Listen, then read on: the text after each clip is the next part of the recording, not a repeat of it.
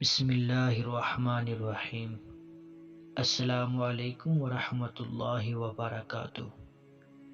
بنی اسرائیل میں دو بھائی تھے، ایک مسلمان اور دوسرا کافر تھا۔ دونوں مچھلیوں کا شکار کرتے تھے۔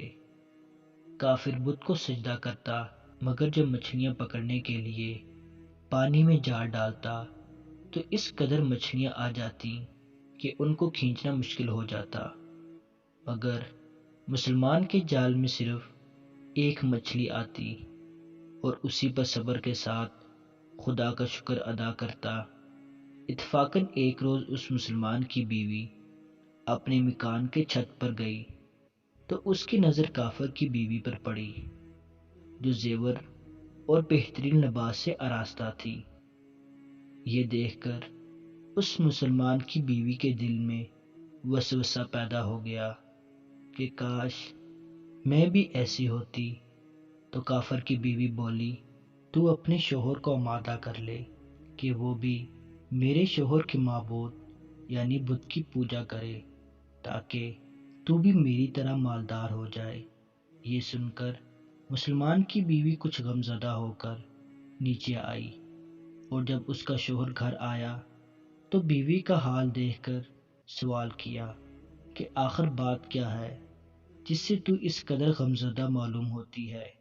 اس کی بیوی کہنے لگی، بس میاں، یا تو مجھے طلاق دے دو یا اپنے بھائی کے معبود کی پرستش اختیار کر لو۔ یہ سن کر اس کے شوہر نے کہا، اللہ کی بندی، اللہ سے نہیں ڈرتی؟ ایمان کی دولت کے بعد جو کفر کی باتیں کرتی ہو۔ وہ عورت بولی، بس اب مجھ سے زیادہ باتیں نہ بناؤ، میں ننگی پونجی نہیں رہ سکتی، جبکہ میں دوسری عورتوں خصوصاً تمہارے بھائی کی بیوی کو میں دیکھ رہی ہوں کہ وہ زیورات اور عمدہ لباس آراستہ کیے رہتی ہے۔ جب اس مرد مومن نے دیکھا کہ عورت ضد پر اتر آئی ہے اور اس کا اصرار حد سے بڑھ چکا ہے، تو اس نے عورت کو تسلی دی اور کہا، تجھے گھبرانے کی ضرورت نہیں، میں کل سے روزانہ کاریگروں اور مزدوروں میں جا کر محنت و مشقت کر کے روزانہ تجھے 2 درہم دیتا رہوں گا۔ ان 2 درہم سے تو اپنی حالت درست کر لینا۔ یہ سن کر عورت کو کچھ تسکین حاصل ہوئی۔ صبح سویرے وہ مرد مومن مزدوری کی تلاش میں نکلا، لیکن کسی نے اس کی بات نہ مانی۔ وہ پھرتا رہا، شہر شہر گاؤں گاؤں کی خاک چھانتا رہا، لیکن کسی نے اس کی مدد نہیں کی۔ بالآخر مایوس ہو کر وہ دریا کے کنارے پہنچا اور اللہ تعالیٰ کی عبادت میں مصروف رہ کر رات میں جب گھر آیا تو بیوی نے دریافت کیا، میاں، آج تم کہاں تھے؟ وہ کہنے لگا، میں بادشاہ کی خدمت میں تھا، بادشاہ نے مجھے کچھ دن کام کرنے کی شرط رکھی ہے۔ اس کی بیوی بولی، آخر وہ بادشاہ تم کو کیا دے گا؟ تو اس نے جواب دیا، میرا بادشاہ بڑا کریم ہے اور اس کے خزانے مال و دولت سے بھرے پڑے ہیں، وہ مجھے وہ دے گا جو میں چاہوں گا۔ چنانچہ اس طرح وہ اپنے معبود برحق کی عبادت میں مصروف رہا۔ 30ویں رات ہوئی تو عورت بولی، سنو میاں، اگر کل تم نے مجھے مزدوری لا کر نہیں دی تو تم مجھے طلاق دے دینا۔ یہ سن کر اس کو کسی قدر پریشانی لاحق ہوئی، اور 30ویں صبح کو اس نے ایک یہودی سے کہا کہ تم مجھے مزدوری پر لگا لو گے۔